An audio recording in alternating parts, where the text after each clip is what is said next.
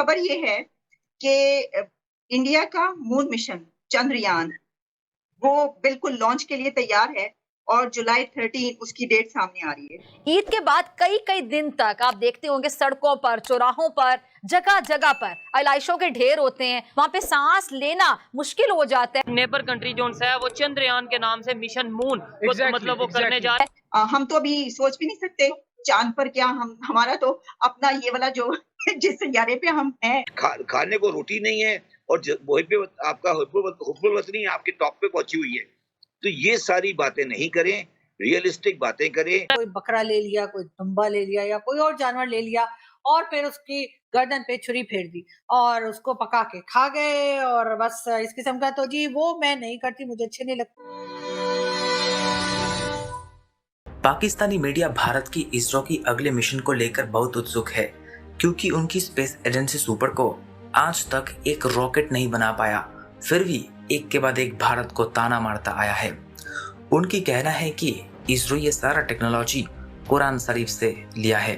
भारतीय अंतरिक्ष अनुसंधान संगठन इसरो द्वारा बहुप्रतीक्षित चंद्र मिशन यानी चंद्रयान 3 के लॉन्च की तारीख की घोषणा कर दी है और ये रॉकेट 13 जुलाई को स्थानीय समयानुसार दोपहर 2:30 बजे श्रीहरिकोटा से लॉन्च किया जाएगा।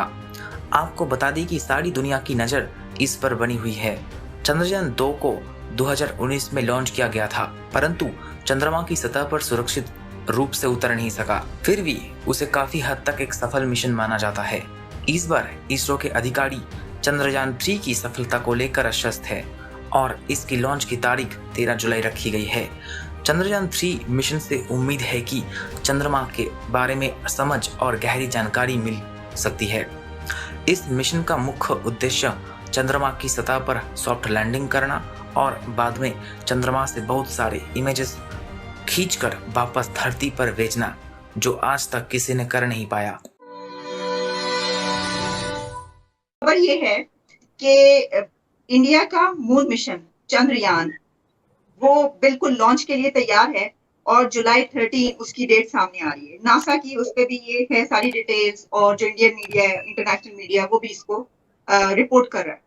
तो बड़ी बहुत तरक्की की तो हम बात करते ही हैं, लेकिन देखिए कि मून मिशन भी उनकी एक जबरदस्त लॉन्च, ये 3 लॉन्च है और इसमें काफी डिटेल्स आ रही है इसके बारे में।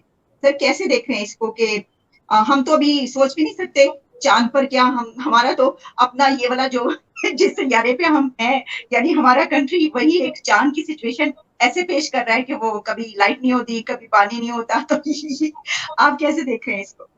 देखिए, मैं तो अब इंडिया में इतना फिर चुका हूँ और उनकी इंडस्ट्रियल डेवलपमेंट, उनकी जो बेस बनी थी ना 47 में, उन्होंने शुरू ही हैवी इंडस्ट्री से किया था।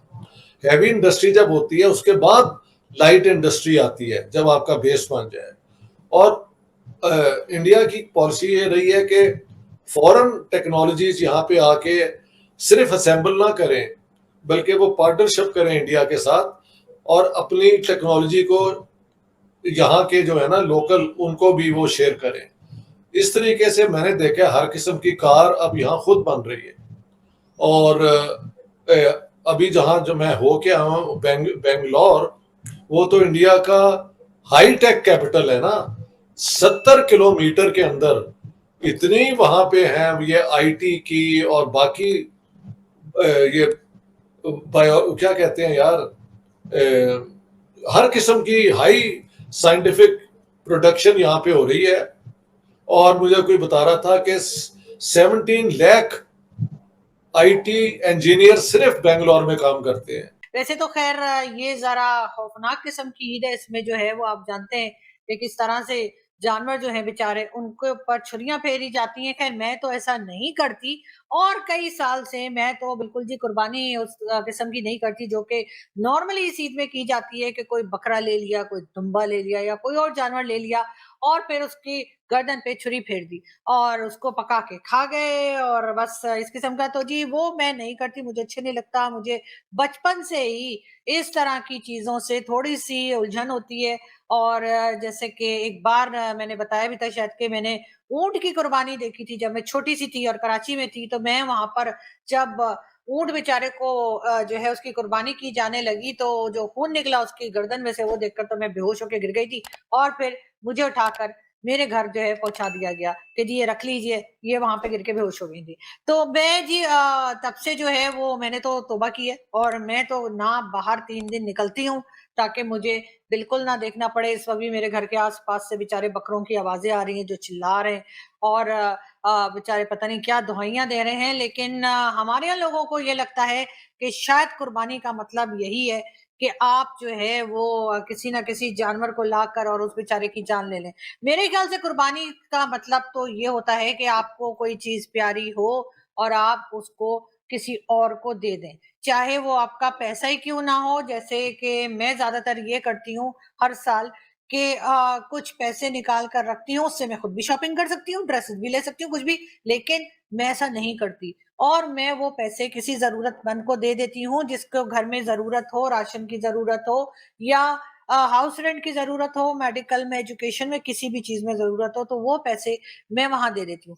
बहुत लोग मुझे बुरा भला कहते हैं, बहुत से लोग क्रिटिसाइज करते हैं, कहते हैं भाई ये क्या बात हुई, ईद पर तो जानवर की कुर्बानी की जाती है और तुम नहीं करती हो। लेकिन ना मैं कुर्बानी करती हूँ, और ना ही किसी को कुर्बानी का गोश्त लेकर अपने घर में आने देती हूँ कि जी यहाँ आपने बिल्कुल नहीं आना, और अपने पास ही रखिए, जो करना है कीजिए, हमारे साथ कोई लेना देना नहीं।